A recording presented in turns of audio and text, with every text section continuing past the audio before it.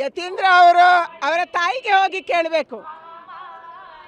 ಯಾರು ಅವರನ್ನು ಹೆತ್ತಿದ್ದಾರೆ, ಯಾರು ಅವರನ್ನು ಹೊತ್ತಿದ್ದಾರೆ, ಅವರಿಗೆ ಹೋಗಿ ಕೇಳಬೇಕು ನೀವು ಯಾರು ಅಂಥೇಳಿ. ನೀವು ಯಾವ ದೇವರನ್ನು ನಂಬ್ತೀರಿ, ಯಾವ ಆಚಾರವನ್ನು ಪಾಲನೆ ಮಾಡ್ತೀರಿ, ಯಾವ ಸಂಸ್ಕೃತಿಯನ್ನು ಪಾಲನೆ ಮಾಡ್ತೀರಿ, ಅವರ ತಾಯಿಗೆ ಅವ್ರು ಕೇಳಿದರೆ ಆ ತಾಯಿ ಅಂದರೆ ಸಿದ್ದರಾಮಯ್ಯನವರ ಹೆಂಡತಿಯವರು, ಯತೀಂದ್ರ ಅವರ ತಾಯಿಯವರು ಕರೆಕ್ಟ್ ಉತ್ತರವನ್ನು ಯತೀಂದ್ರ ಅವರಿಗೆ ಕೊಡ್ತಾರೆ.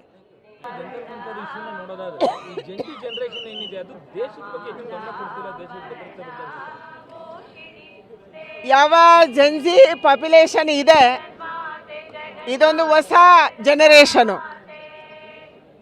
ನಾವು ಚಿಕ್ಕವರಿರುವಾಗ ನಮ್ಮ ಕೈಗೆ ಮೊಬೈಲ್ ಇರಲಿಲ್ಲ, ಇಂಟರ್ನೆಟ್ ಇರಲಿಲ್ಲ, ವಿದೇಶದ ಯಾವುದೇ ಮಾಹಿತಿ ಇರಲಿಲ್ಲ. ಆದರೆ ಇವತ್ತಿನ ಯಂಗ್ಸ್ಟರ್ಸು ನಮಗಿಂತ ಹೆಚ್ಚು ಬುದ್ಧಿವಂತರು. ದೇಶ ಚೆನ್ನಾಗಿರಬೇಕು, ನಾವು ಚೆನ್ನಾಗಿರಬೇಕು ಮತ್ತು ಆ ರೀತಿಯ ಒಂದು ಮಾಹಿತಿಯನ್ನು ಪಡೆದು ಆ ರೀತಿಯಲ್ಲೇ ಯೋಚನೆ ಮಾಡ್ತಾರೆ. ಜೆನ್ಜಿ ಜನ್ರೇಷನನ್ನು ಸರಿದಾರಿಯಲ್ಲಿ ತೊಗೊಂಡೋಗೋದು ನಮ್ಮೆಲ್ಲರ ಕರ್ತವ್ಯ ಇದೆ. ಅದು ಸಮಾಜದ ಕರ್ತವ್ಯನೂ ಹೌದು, ತಂದೆ ತಾಯಿಗಳ ಕರ್ತವ್ಯನೂ ಹೌದು, ಸರ್ಕಾರದ ಕರ್ತವ್ಯನೂ ಹೌದು. ಅವರಿಗೆ ಸರಿದಾರಿ ತೋರಿಸುವಂಥ ಮತ್ತು ಸರಿದಾರಿಯಲ್ಲಿ ತೊಗೊಂಡೋದ್ರೆ ಖಂಡಿತ ಅವರು ಈ ದೇಶದ ಭವಿಷ್ಯಕ್ಕೆ ಬಹಳ ಪೂರಕವಾಗಿ ಕೆಲಸ ಮಾಡ್ಬೋದು. ಯಾಕೆಂದರೆ ಇವತ್ತಿನ ಸ್ಟಾರ್ಟಪ್ಸ್ಗಳಲ್ಲಿ ನಾನು MSME ನೋಡ್ತಾ ಇದ್ದೀನಿ.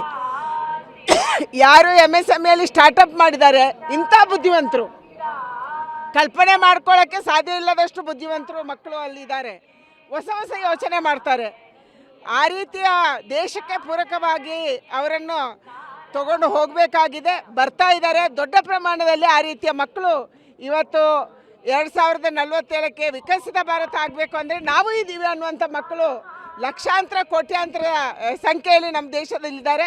ಅವರನ್ನು ಪೂರಕವಾಗಿ ಖಂಡಿತ ನಾವು ಮುಂದೆ ತಗೊಂಡೋಗೋಣ. ಅವರಿಂದ ದೇಶಕ್ಕೆ ಲಾಭ ಆಗುತ್ತೆ.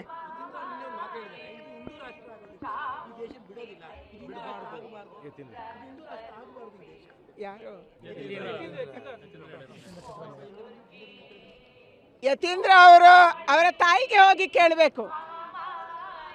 ಯಾರು ಅವರನ್ನು ಹೆತ್ತಿದ್ದಾರೆ, ಯಾರು ಅವರನ್ನು ಹೊತ್ತಿದ್ದಾರೆ, ಅವರಿಗೆ ಹೋಗಿ ಕೇಳಬೇಕು ನೀವು ಯಾರು ಅಂಥೇಳಿ. ನೀವು ಯಾವ ದೇವರನ್ನು ನಂಬ್ತೀರಿ, ಯಾವ ಆಚಾರವನ್ನು ಪಾಲನೆ ಮಾಡ್ತೀರಿ, ಯಾವ ಸಂಸ್ಕೃತಿಯನ್ನು ಪಾಲನೆ ಮಾಡ್ತೀರಿ, ಅವರ ತಾಯಿಗೆ ಅವ್ರು ಕೇಳಿದರೆ ಆ ತಾಯಿ ಅಂದರೆ ಸಿದ್ದರಾಮಯ್ಯನವರ ಹೆಂಡತಿಯವರು, ಯತೀಂದ್ರ ಅವರ ತಾಯಿಯವರು ಕರೆಕ್ಟ್ ಉತ್ತರವನ್ನು